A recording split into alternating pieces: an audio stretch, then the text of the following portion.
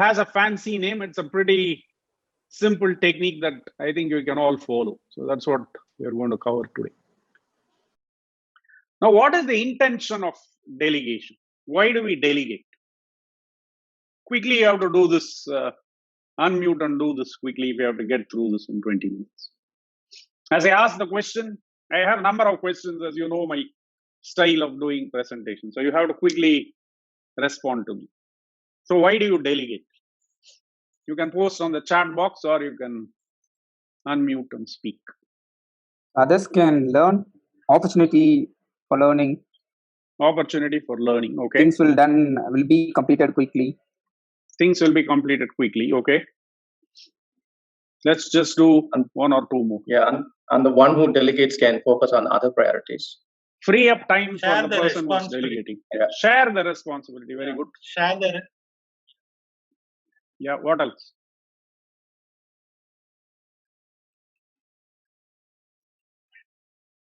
Okay. So and delegating depending on the skill set. Yeah. That will give us some more information. Yeah. So we'll come to that. So what prevents us from effective? What are the challenges we experience when we delegate something? Skill set. Yeah, the assumption whether this will be completed by this person or not, and various options like skills, time duration. And no, but what is the what I'm saying is I delegated something to somebody. What are the typical problems you notice? And I think all of you need to participate here, not just Kumar. Yeah. Yeah, Kumar, go ahead. You make your point. No, just one thing is when after delegating, I mean, even before delegating, what the thing is, do they have required skills and will they complete it on time? Yeah, but you have delegated it to somebody already. You have some perception of their skills. Yeah, the output might not be to the expectation. Kavin has posted. Right. Big problem, isn't it? You are expecting something to be done in a certain way. You delegate it to somebody and it is not up to the mark. You end up doing it. Right. Right. And every now and then there will be a follow-up and discussion asking. You have to see whether you did it. Is this okay? How much percentage complete? Right. What other problems do you notice? Those are like two very common problems. Need to follow up as well as the output is not up to the mark. Quick. You're all leaders and you've all done a lot of delegation in your life. So I have almost 30 years of delegation experience. The other thing would be what will happen to his own work, which he or she had already assigned with. Okay. So prioritizing what you have newly delegated versus what they are already doing. Yes. Yeah. Excellent. Example, in our pods, that's happening, right? There is the organizational tasks and things going on, and this Hypoha program is throwing up some tasks. What is the priority between the two? Yes. Right, especially the developer community. Do I listen to Pari and Jay or to the pod leaders who want something else, which is not exactly. Yes. Yeah, very good. Conflicting priorities, we can say. So we will move ahead. There are a number of barriers. I believe we don't do. I mean, I think the basic principle of delegation has not been taught to us well. In fact, I was considering that we should not even use the word delegation, but it's a word that is used, so I stick with it. So primarily, the tip of the iceberg thing, some of you brought this in, right? Build skills, offload tasks, empowerment. And the one thing that you all missed out, probably somewhere it's there. If we spent more time, we would have figured this out. I do want to tap the creativity of my delegatees because they may do something, they may have a different idea of how something needs to be done. These are all top level ideas, but I propose that we can use delegation as a tool for transformation, which in our program we call, everything has a 3-letter acronym, right? It's XFD or transformative delegation. So this is what we are going to learn today. Now in the interest of time, I will skip this. Let's take one example. Let's take one example from one of you of a task that you delegated to somebody.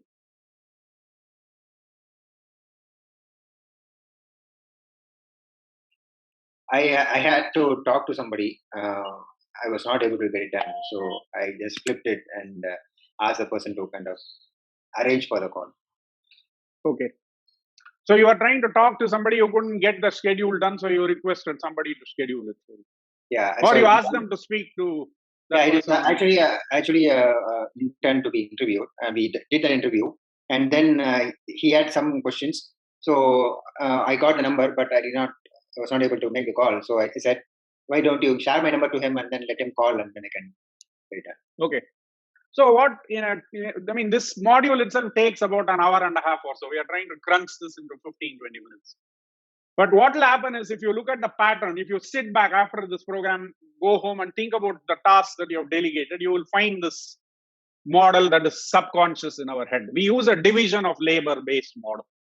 So I have a big task in my head that I need to do. A person A do task 1, person B do task 2, person D do task 3. That's kind of how we think. Now, why we think like that, I don't know, and that's not relevant, but that's kind of what we think. So you can think of a part of the whole. There's a whole in our mind, but only the part we give to the people. Now, what happened? The reason is, I think Kavin posted, the output might not be to the expectation, and one of the reasons could be that people probably don't take the ownership over the task. Now, this is subconscious, right? I don't willfully not, I am not going to take ownership over that task. That's not how our brain works. Whatever that ownership engine inside our head doesn't kick in for a variety of reasons that we will see. The chief amongst them is this thing called IKEA effect, which we are going to discuss shortly. This is from this book, brilliant book called The Upside of Irrationality by Dan Ariely. All the leaders should read it, but everybody can read it. It's a fantastic book. In that, he talks about this case study of the Betty Crocker. Now, Betty Crocker, for those of you that are not familiar, is a American cookery product company. They make various cookery products. Betty Crocker is actually a legendary, iconic brand in America. And they come up with a breakthrough idea for what they called as a cake mix, right? You buy the Betty Crocker cake mix, add water, put it into the oven, 20 minutes, you get a cake. Now, they thought they have come up with a breakthrough idea, and it does seem like a breakthrough idea because in America, and I think this may be true of many Western and Christian nations, that there's the tradition of baking cakes for important occasions. Like parents bake cakes for their children for birthday, graduation, so on. So there's always some other occasion for which people are baking cakes. So the idea is, baking cake takes time, as some of you might have observed how long it takes. So if something is super quick, right? Just mix water, done. Now that's brilliant, right? But then the cake thing didn't sell at all. It was such a dud. Can anybody say why that happened? Why didn't it sell? Because it seems like an obvious productivity, dramatically 500% productivity gain, my favorite thing. It took it from several hours to like 15, 20 minutes. It's like a no-brainer. Mix water, put it in. Nothing can go wrong with it. How come people were not buying that in droves? Now you have to guess quickly if we have to finish this module in the next 10 minutes. What could be going wrong?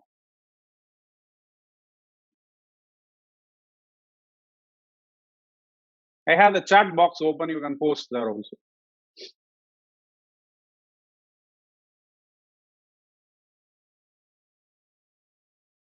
Maybe because they could just buy a better one. No, there's nothing better than this, right? I just add water and I get cake. What could be better than that? It's like instant. It's like Maggi noodles, right? Add water, heat it, and done. The ingredients are predefined because of that. Okay, so it's a very interesting problem. I'm not sure that if we have sufficient time here, we would have figured that out. But what is it like a cultural thing? Like, is it like a cultural thing that the Americans make cake and they enjoy the process or something? Very good, Kavi. You are brilliant. Very nice. So what is happening is it's a fake accomplishment. The idea is I bake a cake for you, right? That's supposed to mean something. I can't add water, mix it, and I'm claiming that I'm making. It's like I invite you all to dinner to my house. He did buy a microwave dinner and he did and give it to you. I won't feel happy about it, and neither will you be. That I have actually given you a real dinner. So it was a fake accomplishment. So can you guess what Betty Crocker did next, which made it into the super duper hit product that it eventually became? What did they do now that they knew this? What they did was, and this might need some knowledge of the ingredients of cake and so on, and we don't have enough time also to debate this. They took out some of the ingredients, chief amongst them the eggs. So they said, buy this thing. If you are making this kind of so many kilos of cake, whatever, half kg cake, you take few eggs and whip it in your thing, whipper, and whip it, and then add these 2 other 3 ingredients, and then bake it. Now, so the mere idea of whipping eggs and adding, that gave them ownership over the cake, and they feel now good about it. Now you come to innovation, and now you might think, what has this got to do with delegation, right? So the next experiment, Dan Ariely performs several experiments to prove this IKEA effect is. He takes a control group of people, and then he gives them one problem. He has written the problem on the blackboard, saying this is the problem we are going to solve. And to each participant, he gives 2 ideas. One idea is written as is, idea 1. Idea 2 has been jumbled. And the first thing the participants have to do is unjumble idea 2. And then they were all asked to evaluate which idea is better, idea 1 or idea 2. Now, which idea do you think they would have voted higher? Now, at this point, it's fairly clear what's happened. Which idea did they vote higher?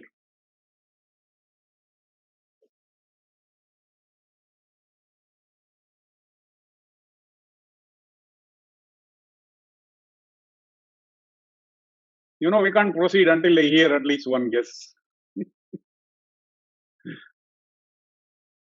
Yeah, correct, Kavin. The jumbled one.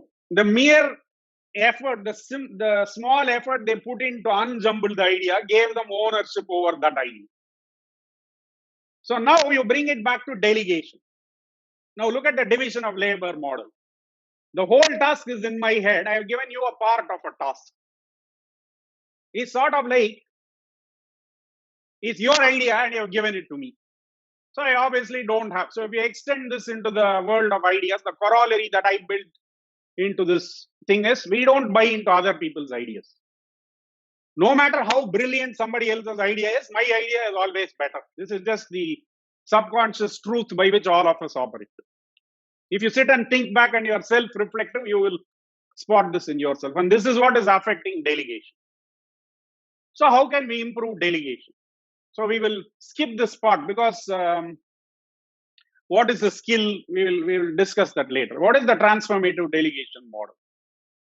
So the first thing you can do is to, instead of the part of whole, give the whole task to people.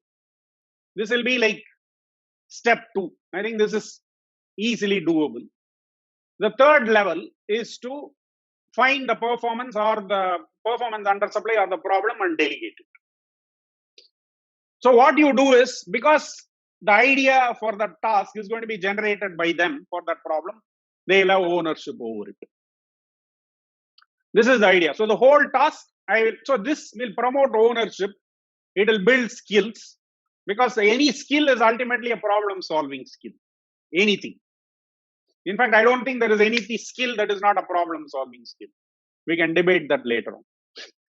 The next level will be, you can say, category of problems. Hey, all book related problems will be managed by this person. All journal related problems will be managed by this person. So you can take categories and assign it to them. And the final thing would be to give ownership over the stakeholder who could generate, which is all book customers belong to this unit.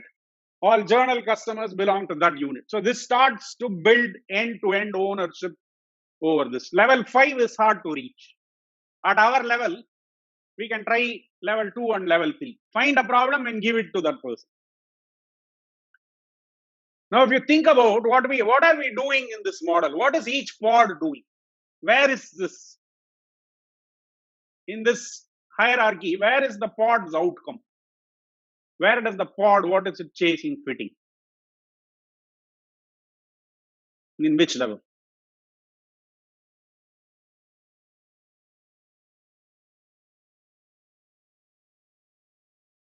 I still need an answer before we proceed. So you remember Ravi and Soumya have given you all the outcomes to chase. So where does that fit here?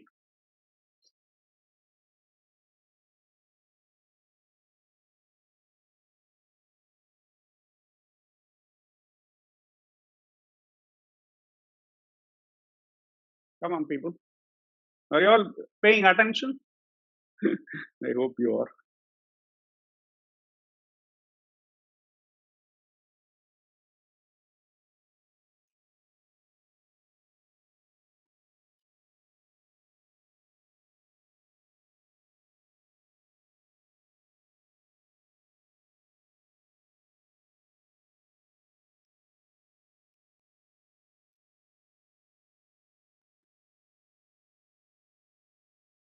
So let's take one example. Let's since Kumar is on top of my screen. Yeah, very good, Kumar. So they've assigned you a broad category or a problem, right? This is what I want to tackle. So they are operating at this level. This now, do you notice the amount of creativity that you all display and ownership over the outcomes that you all have? Now, it's not uniform, right? Everybody is not equally owning up and so on. There are variations. But broadly, do you see how powerful it is? Instead of saying, hey, I have this idea, go and do this. That will be probably level 1 or level 2. So straight away, you are in a level 4, which means you can actually spot the problem yourself, generate the idea, execute it. You have the whole enchilada, as we call in America, right? The whole thing you can do. So this is a very powerful model of delegation, and you can practice this yourself. And how do you practice this yourself? What I recommended recently, actually, Kumaran came up with this idea. You can use the Pux Excel for this. Can anybody say how you can use the Pux Excel for transformative delegation?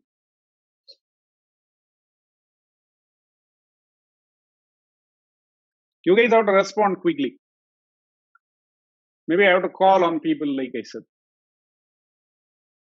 In this Excel, we list out all the process related to that.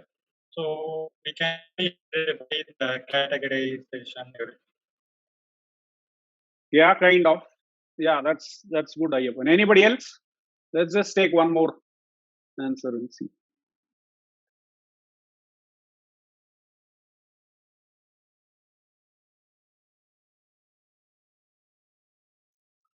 See, what does the Pux Excel capture? At a high level, what is it capturing? What is the main sheet? What is it about? What are you doing with the Pux Excel? It's the customer journey, right? Everybody agreeing? So if you document the customer journey in the Pux Excel, now you and your delegate together can do that. Or if you have multiple delegates, you can all do it together and then pick up the pieces that they want to work on, or maybe give them the trim tab. There are many possibilities. So you can use. So one of the interesting things that happened in another program that we are running, this Kumaran is leading that program. Kumaran and Aparna are also there. I think Anbu is also there. What they did is somebody did the Pux Excel and picked out a task and made it into a RPA robot. So they delegated one of the tasks to a RPA bot.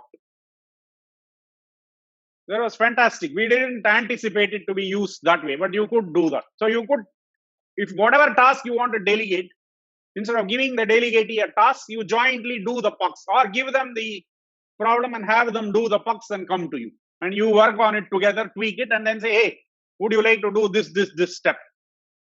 This way you can use the Pux Excel for transformative delegation. So now there is a whole discussion we could have on what could go wrong. But I think if you start at level 2, 3, you should be okay. Now Ravi and Soumya have taken a risk by assigning a category of problems to all of you. But then they know they are the senior executives and they are willing to take that risk. At our level, maybe level 2 and level 3 is pretty good. And then slowly trying to march up this architecture from level 3, 4, 5 and so on. Yeah. So that's all I had on this. So what you have to do is each pod you can try to do one practice of the transformative delegation, especially Augustine. I mean, I hope this answered your question and you may want to try it since you Sure. and your colleague brought Sure, up. Sukma. This might free up your time. So if people start to build these skills to handle the problem, they have built the skill, which means the skill will improve and the whole team's abilities will improve.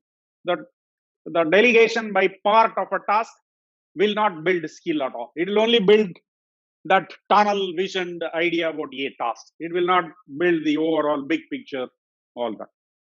So it's super important to move to at least level 2 or level 3 in the transformation. So please choose one in your next dojo or stand-up meeting, discuss this and pick one problem and try it out. So with that, I've completed my session on transformative delegation. I'm recording this. I've recorded this session. Maybe I'll try to extract this XFD piece alone and post it for you.